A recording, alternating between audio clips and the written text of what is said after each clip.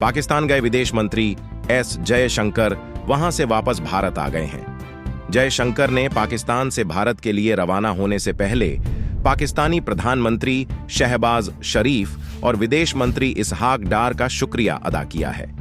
रावलपिंडी के नूर खान एयरबेस पर Indian air force के विमान में सवार होने के बाद विदेश मंत्री एस जयशंकर ने सोशल मीडिया प्लेटफॉर्म एक्स पर एक पोस्ट शेयर किया, जिसमें उन्होंने लिखा कि इस्लामाबाद से प्रस्थान कर रहा हूं। प्रधानमंत्री शहबाज शरीफ, विदेश मंत्री इसहाक डार और पाकिस्तान सरकार को मेहमान नवाजी और शिष्टाचार के लिए धन्यवाद। इससे पहले एस जयशंकर ने कहा कि भारत ने बुधवार को इस्लामाबाद में एससीओ सदस्य देशों के प्रमुखों की बैठक में सकारात्मक और रचनात्मक योगदान दिया। इस दौरान कुल 8 दस्तावेजों पर हस्ताक्षर किए गए, जिनमें भारतीय नजरिए से जुड़ी कई अहम बातें शामिल हैं। विदेश मंत्री एस जयशंकर बुधवार सुबह एससीओ काउंसिल की 23वीं बैठक में शामिल हुए थे, जिसमें उन्होंने कहा कि आतंकवाद, चरमपंथ और अलगाववाद 3 बुराइयां हैं जिनका समाधान नहीं किया गया तो सहयोग का फायदा हासिल नहीं हो सकेगा।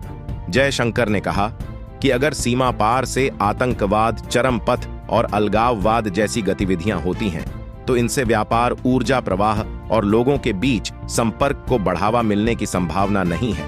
शंघाई सहयोग संगठन यानी एससीओ के सामने खड़ी चुनौतियों पर प्रकाश डालते हुए भारतीय विदेश मंत्री ने कहा कि इसका मकसद आपसी विश्वास, दोस्ती और अच्छे पड़ोसी जैसे संबंधों को मजबूत करना और क्षेत्रीय सहयोग को विकसित करना है। बीते 9 सालों में किसी भारतीय विदेश मंत्री का यह पहला पाकिस्तानी दौरा था। इससे पहले साल 2015 में तत्कालीन विदेश मंत्री सुषमा स्वराज ने इस्लामाबाद में हार्ट ऑफ एशिया सम्मेलन में शिरकत की थी। वहीं जयशंकर की यात्रा से चीन बकला गया है। जयशंकर की इस्लामाबाद यात्रा के साथ ही चीन में ऑनलाइन चर्चा चीन और पाकिस्तान के बीच अटूट दोस्ती पर सिमट गई है। चीन पाकिस्तान गठबंधन को मजबूत करने की आवाजें तेज हो गई हैं। इसमें सुरक्षा सहयोग बढ़ाने के सुझाव दिए गए हैं। साथ ही बाहरी प्रभावों, खासकर भारत और अमेरिका से सतर्कता बरतने की बात कही गई है। विश्लेषकों का तर्क है कि चीन पाकिस्तान संबंधों के गहरे होने से भारत चिंतित है। कुछ चीनी टिप्पणिका ने एससीओ के प्रति भारत की दुविधा पर चर्चा की है। इनका कहना है कि भारत संगठन में चीन की प्रमुख भूमिका से असहज है। ऐसे में उसने असहमति के रूप में अपनी भागीदारी को कम कर दिया है। टिप्पणीकारों का तर्क है कि जैसे जैसे बीजिंग का वैश्विक प्रभाव बढ़ रहा है, चीन के नेतृत्व के साथ भारत की बेचैनी भी स्पष्ट होती जा रही है। रिपोर्ट कहती है कि चीन की कोशिश एससीओ के भीतर भारत की भूमिका को कमजोर करने की दिख रही है।